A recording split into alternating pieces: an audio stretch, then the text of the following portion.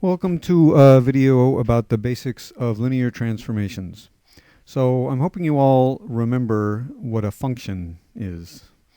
So I will remind you, a function is, well, we usually think of them as being, we have a function f of x, for example, f of x is equal to x squared. This means we're talking about the real numbers, which I'll write are, and if you have a real number, you can apply this function to it and get another real number. It takes the number x to the number x squared. So if you plug in 3, you get out 9. And if you plug in 2, you get out 4. And we view it as something taking the real numbers to the real numbers. Okay, so now we're going to generalize this and talk about functions from Rm to Rn. Why not? I mean, this is a linear algebra class after all. We're talking about vector spaces, so let's consider more general kinds of functions. So let's just start by writing down a couple of easy examples. What's an example of a function from R2 to R? That means that you're supposed to plug in a pair of numbers, x and y, and get out a single number. So let's say f of xy is equal to x plus y. For example, you plug in the point 2, 3 in R2 and you get out the scalar 5. So that's a function from R2 to R. And going in the other direction, you could write down a function from R to R2. Well, let's see, what do you have to do here? It's f of x. You're supposed to plug in a single number x and get out a pair of numbers. Well, let's get out x and x squared. So for example, it takes 3 to the pair 3, 9. So you can do anything you want. So I'll write down one ridiculous example. Let's write down a function from R3 to R3. This is a misprint. It's supposed to be R3, and I'm going to take x, y, z to, well, make anything up you want. How about xy in the first coordinate, and 2z in the second coordinate, and cosine of xy in the third coordinate. And whatever, you can do just about anything here. And there are all sorts of functions. They can be extremely complicated, and they can be almost anything. But in this class, this is a linear algebra class again, and we're interested only in the simplest functions. We're not going to talk about things like those ones I just wrote down in the upper right-hand corner. Here's an example of what I mean. Consider the function which I just wrote down from R2 to R, given by f of xy is equal to x plus y. That's extremely simple. And another example would be 2x plus 3y. Or how about ax plus by, where a and b are any constants? That's the only kinds of functions that we're going to allow. So the point is that these functions that I've just written down are examples of linear functions. I'm going to talk a little bit more about that. And, well, in the case of from R2 to R, the only thing you're allowed is x and y by themselves, not with any powers or multiplied by each other or anything else like that. And you're allowed to multiply by constants out front. So ax plus by is the most general thing that you can have. All right, that's all a little bit vague. Those are obviously very simple functions, but here's the question. What really is special about them? What's the big deal?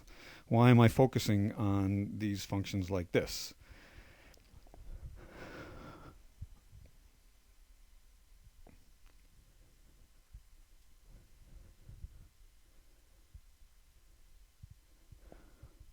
Well, let's talk about that a little bit. So here's an example. Let's just look at one variable. Let's look at the function f of x is equal to 2x. If you graph this function, everybody knows it's a straight line of slope 2. And the key word here being line. On the other hand, this function f of x is equal to x squared, which is a perfectly good function from R to R. If you graph it, you don't get a straight line, you get a parabola. And linear algebra says only lines are allowed. So this function x squared is not linear. But I'm still beating around the bush. What exactly is the problem, and how exactly do you define linear functions? And here's the key point. If you look at the function f of x is equal to 2x, it satisfies the following identity. F of x1 plus x2 is f of x1 plus f of x2, no matter what f x1 and x2 are. And you just check that by working out both sides. The left-hand side is, by definition, 2 times x1 plus x2. And the right-hand side, on the other hand, is 2x1 plus 2x2. And everybody knows those are equal, and almost everybody remembers that the reason is the distributive law. The 2 distributes across the x1 and the x2. And so this function satisfies this property. On the other hand, the function f of x is equal to x squared does not. F of x plus x1 plus x2 is not equal to f of x1 plus f of x2. And why not? Well, let's just check. The left-hand side is x1 plus x2 quantity squared, and the right-hand side is x1 squared plus x2 squared. And are those two things equal? Well, the quantity squared is x1 squared plus x2 squared plus 2x1 x2. And these two expressions are not the same. And by that I mean occasionally they're equal if x1 or x2 are 0, but they're definitely not equal for all values of x1 and x2. So that's what I mean to say this function is not linear. Okay, so now I can give the big definition, what it means to have a linear function or a linear transformation between two vector spaces. So I'm going to switch to using the letter T now, because T I'm going to think of as standing for transformation, but you could write F here if you want. Suppose you have two vector spaces Rn and Rm and a function or transformation between the two of them. You say it's a linear transformation, emphasis on the word linear here, if the following two properties hold. First of all, it's supposed to be additive. That is to say, if you apply this function to v1 plus v2, v plus w, that's the same thing as tv plus t applied to w. And it also respects scalar multiplication. If you apply t to a scalar times a vector, that's the same thing as c times t times applied to the vector.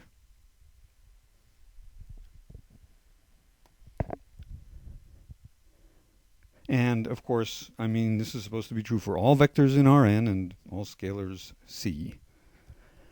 Okay, that is the definition of a linear transformation. It's a function or transformation that's the same thing from one vector space to another, satisfying those two properties.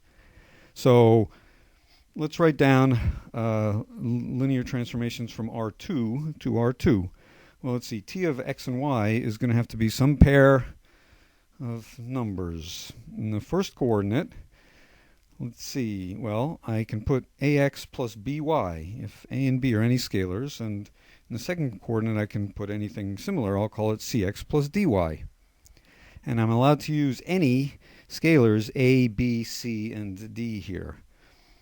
And this is an example of a linear transformation from R2 to R2. And it's just like that example we had in one from R2 to R1, except there's two of them, one in each coordinate. In other words, what we have here is exactly a matrix. This A, B, C, and D are really just a 2 by 2 matrix, which is to say T is really given by this 2 by 2 matrix A, B, C, D, because you can multiply vectors by this matrix, and it does exactly what that formula says. If you take this matrix A, B, C, D and apply it to the vector xy, you get the vector ax plus by and cx plus dy. That's the rules of matrix multiplication. And I'm not worrying about the difference between row and column vectors here. Okay, so let's do another example. What about a linear transformation from R2 to R3? So I have to start with 2 coordinates and get out 3 coordinates. Let's see. So let's see. How about if I write down a 3 by 2 matrix, A, B, C, D, E, F. I can multiply that by x, y, and I'm going to get out something with 3 coordinates. AX plus BY, CX plus DY, and EX plus FY. And again, I really should have written a column vector there on the right, but I'm not going to worry about that. And notice what's happened here is I have a 3 by 2 matrix times a 2 vector is giving me a 3 vector. So here's the conclusion of this, the general situation. Take an M by N matrix. So it has M rows and N columns. You can multiply it times a vector, which has N rows or N entries. And what you get out is something with M entries.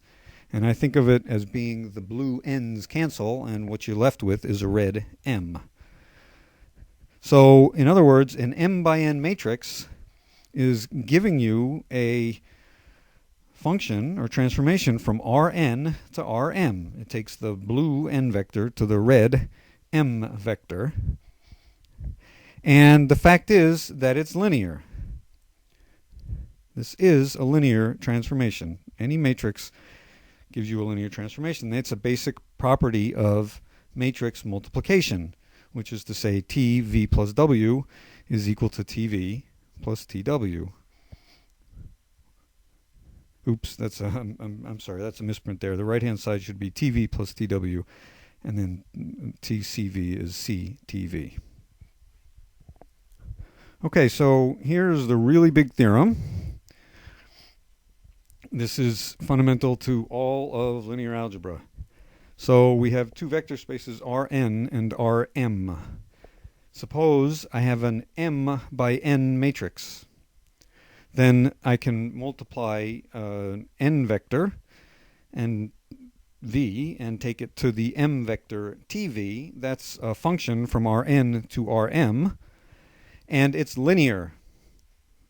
A matrix a transformation from one vector space to another given by a matrix is a linear transformation. It satisfies those properties from a couple of slides ago. And secondly, and this is equally important, every linear transformation between Rn and Rm is given by a matrix. So the only way to write down a linear transformation is essentially a matrix. That's the only game in town. And in a word, the conclusion is that matrices are exactly the same thing as linear transformations. That's the whole reason matrices are important, and we're going to be using this principle repeatedly throughout the course.